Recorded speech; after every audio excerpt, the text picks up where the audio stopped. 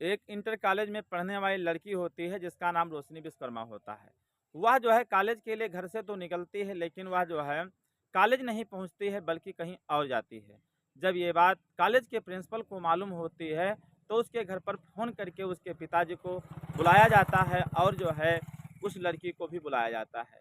पूछा जाता है तो वह लड़की जो है कुछ भी नहीं बोलती है और वह एकदम शांत रहती है। जब 3-4 दिन के बाद उस लड़की की चुप्पी खुलती है, तो उस कॉलेज के सभी टीचर, बच्चे और क्षेत्र के लोग सभी जो थे, वो हैतंग हो जाते हैं। कहते आखिर इस लड़की ने ऐसा क्यों किया? इसको ऐसा नहीं करना चाहिए था। जहाँ पर एक व्यक्ति की मौत हो जाती है और 3 परिवार पूर्ण रूप से बर्बाद हो जाते हैं। नमस्कार दोस्तों, मेरा नाम रामनिवास राजपूत है। मैं आपको ले चलता हूँ गुजरात शहर की तरफ, जहाँ पर हैबतपुर नाम का एक गांव होता है। दोस्तों, हैबतपुर गांव में एक भैरू नाम के एक विश्वकर्मा रहा करते थे। वो अपने परिवार के साथ खुश थे, जिनकी 2 बेटियां थी और 2 बेटे थे। और जो है इस प्रकार से अपना जीवन यापन कर रहे थे।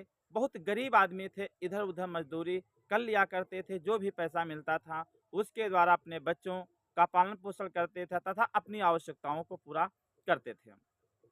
उनकी एक छोटी लड़की थी जिसका नाम रोशनी विश्वकर्मा था। वह जो है गांव से कुछ दूरी पर लगभग 5 किलोमीटर की दूरी पर एक इंटर कॉलेज में पढ़ती थी। वह जो है इंटर में पढ़ती थी। दोस्तों, वह जो है प्रत्येक दिन कॉलेज जाती थी और फिर आ जाती थी। तो इस प्रकार से उसका पढ़ाई का क्रम बराबर चल रहा था, किसी भी प्रकार की कोई समस्या नहीं आ रही थी। और जबकि जो गांव जो था, गांव के पास के जो लोग थे, तो जो लड़के थे वो भी जो है साथ में जाया करते थे, लड़कियां भी जाती थी, क्योंकि जो पड़ोसी थे भाई बहन का जो है रिश्ता बराबर चल रहा था। उन्हीं विद्यार्थियों में एक लड़का होता है जो भार्गव बिरादरी का होता है, पास के गांव का ही होता है। वह भी लड़का जो है उस लड़की के साथ में रोज जाता था, आता था। आपस में रास्ते में बातचीत हुआ करती थी, हंसी मजाक हुआ करती थी। धीरे धीरे बातों का जो सिलसिला था वो बराबर चलता रहा। एक समय ऐसा आ गया कि वो बातों का जो सिलसिला था तो एक प्रकार से दोस्ती में बदल गया और फिर उसके बाद में प्रेम दोनों करने लगे।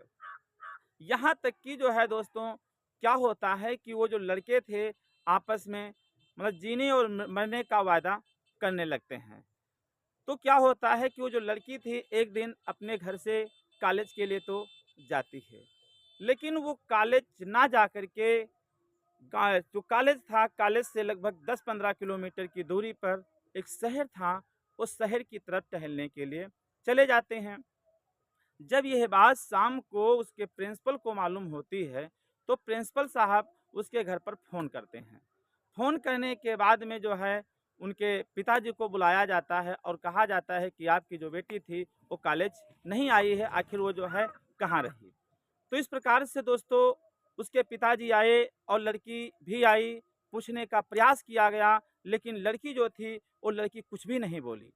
लेकिन फिर उसके बाद में प्रिंसिपल साहब ने लड़की के पिताजी से कहा कि आप भाई साहब ऐसा करिए, अपनी लड़की को आप घर पर बिठाइए, क्योंकि ये समय जो है बहुत ही खराब चल रहा है। अगर घर पर इसको रखेंगे तो ज़्यादा बेहतर रहेगा। तो जो प्रिंसिपल साहब थे, प्रिंसिपल साहब की बात तो उनके समझ में आ जाती है, लड़की की पढ़ाई बंद करवा देते हैं। लेकिन दोस्तों 3 दिन व्यतीत हो जाता है, 3 दिन के बाद वो लड़की घर से फरार हो जाती है, जो पड़ोस का जो लड़का था उस लड़के के साथ में।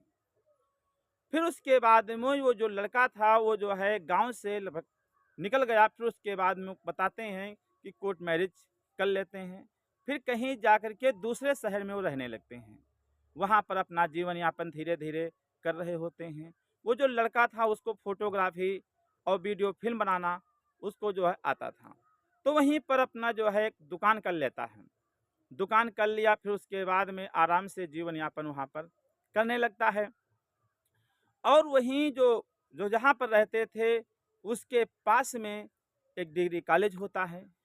उस डिग्री कॉलेज में पढ़ने वाले जो सभी बच्चे थे इसकी दुकान पर बराबर अपने जो है कामों के लिए आया करते थे, क्योंकि जो है ये सहज जन सेवा केंद्र का भी लाइसेंस लख ले रखा था। तो कहीं जात प्रमाण पत्र बनवाना हुआ, कहीं आय प्रमाण पत्र बनवाना हुआ, इस प्रकार से ज़रूरी कागजात के लिए बच्चे आया करते थे। उन्हीं बच्चों में एक लड़की होती है जिसका नाम आरती यादव होता है, वह आरती यादव भी इनकी दुकान पर आया करती थी। जो आरती यादव थी, वो जहाँ पर ये रहते थे, इन्हीं के रूम के पास में उसका भी मकान था। वो जो है बराबर इनके दुकान पर आती थी और जो है लगभग घंटों रुका करती थी, आपस में बातचीत हुआ करती थी, हँसी-मज़ाक हुआ करती थी।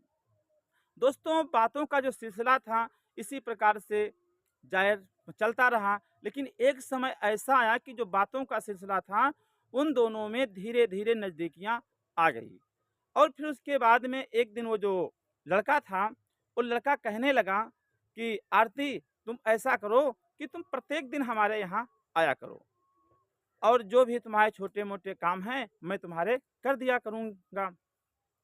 तो लड़की जो थी वो प्रत्येक दिन इनकी दुकान पर आने लगी।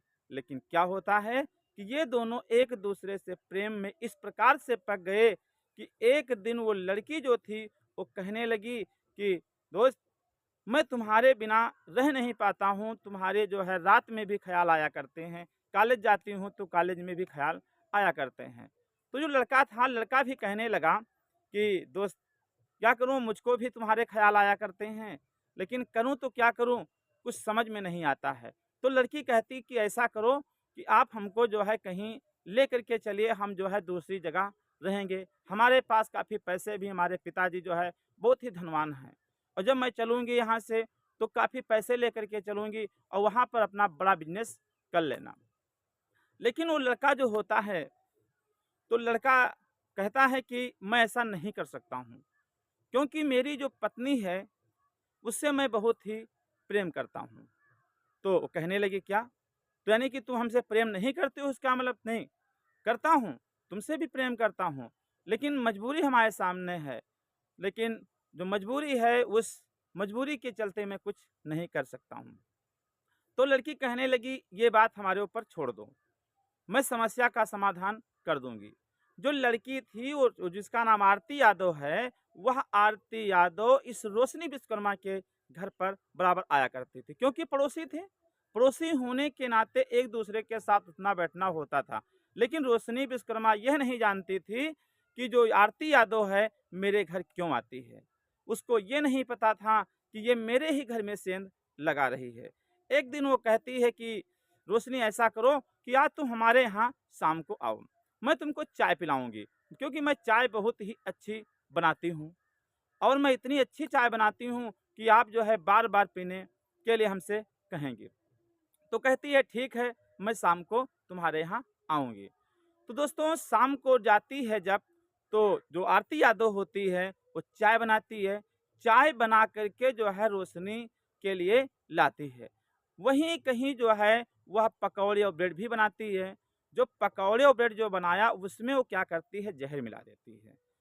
वो विचार कर रही थी कि अगर मैं इसको रोशनी विश्वकर्मा को मार दूं तो जो लड़का है, जो इसका पति है, उससे हमारा जो संबंध है और भी मजबूत हो जाएगा। लेकिन वो ये नहीं जानती थी कि जो मैं कर रही हूँ, ये जो इसका परिणाम होगा वो कैसा होगा।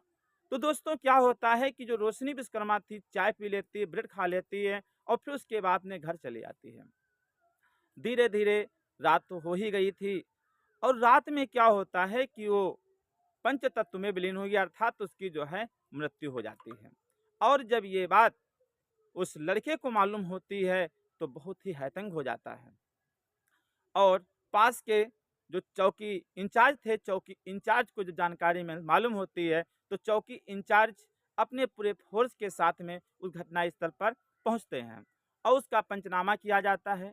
पूछने का प्रयास किया जाता है कि आखिर जो है इस लड़की की मौत कैसे हुई है। तो उसका पोस्टमार्टम करके तो भेज दिया जाता है। अगले दिन जब पीएम रिपोर्ट आती है, पीएम रिपोर्ट के द्वारा मालूम होता है कि इस लड़की को जहर दिया गया है। तो उस लड़के को पकड़ा जाता है। लड़के को पकड़ा जाता है, उसके बाद में सख्ती के साथ जब पुलिस पेश होती है तो कहती है कि सर, हमारा इसमें कोई भी कसूर नहीं है, क्योंकि मैं उस दिन तो घर पर था ही नहीं, मैं बाहर गया था। तो अब जो उसको छोड़ दिया जाता है, लेकिन वो भागने का भी प्रयास कर रहा था। लेकिन पुलिस भी शांत बैठने वाली नहीं थी। पुलिस भी जो थी इधर उधर जो है केस को खंगाल रही थी। लोगों से मिलना, बातचीत करना, हर एक प्रकार से हर बिंदु पर वो ध्यान देती थी। फिर उसके बाद में कुछ जासूस मिलती है कि जो लड़का है, तो पड़ोस की जो लड़की है जिसका नाम आरती यादव है, इसके साथ में कुछ संबंध है। हो सकता है कि इसी कारण जो ऐसा कुछ हुआ हो।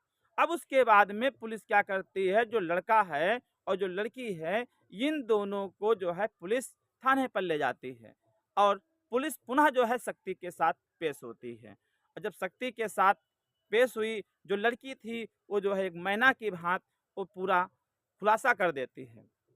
कहती है कि साहब जो है मैंने ही इसको जहर दिया। जब इतनी बात कहा तो थाने में जो लोग वहाँ पर उपस्थित थे, सबके रोंगटे खड़े हो गए कि आखिर लड़की ने ऐसा क्यों किया? इसको ऐसा नहीं करना चाहिए था। तो बताने लगी कि ये जो हैं अरविंद भार्गव हैं, तो मैं इनसे अत्यधिक प्रेम करती हूँ। और जो रोशनी थी, ये जो है मेरे बीच में कांटा बनी हुई थी। तो मैंने इनको पाने के लिए काफ़ी प्रयास किया, लेकिन मैं इनको पा नहीं सकी। फिर अंतोगत मैंने निर्णय यही लिया कि अगर इनको हम जहर दे के मार दें, तो हो सकता है हम दोनों का मेल हो जाए। तो पुलिस फिर जो है अपना जो है वही कार्यवाही करना शुरू कर देती है। फिर उसके बाद में दोनों गिड़गिड़ाने लगते हैं, रोने लगते हैं और लड़की कहती है कि सर मुझसे गलती हो गई है, मुझे माफ़ कर दीजिए। लेकिन पुलिस कहाँ मानने वाली थी, कार्यवाही तो होना ही था। फिर उसके बाद में पुलिस क्या करती है, वो अरविंद भार्गव और जो आरती यादव थे, दोनों को जेल भेज देती है। दोस्तों, इस प्रकार से मेरी कहानी यहीं पे समाप्त होती है। आपको मेरी कहानी कैसी लगी दोस्तों? आप हमारे कमेंट बॉक्स में बताने का प्रयास करिएगा। दोस्तों, मेरी कहानी का उद्देश्य किसी को ठेस पहुंचाना नहीं है, बल्कि आप लोगों को मोटिवेट करना है कि अगर किसी भी घटना से बचना है, तो अगर किसी भी प्रकार की जानकारी मिलती है और तो पहले तो जो है लोगों को जानकारी देना चाहिए। इसके अलावा जैसे वो लड़की थी, घर से गई, लेकिन फिर उसके बाद कॉलेज नहीं गई। प्रिंसिपल साहब ने बताया, लेकिन फिर भी पिताजी ने सही से ध्यान नहीं दिया। तो दोस्तों, ये होता है बुरे काम का बुरा नतीजा। ठीक दोस्तों, नमस्कार।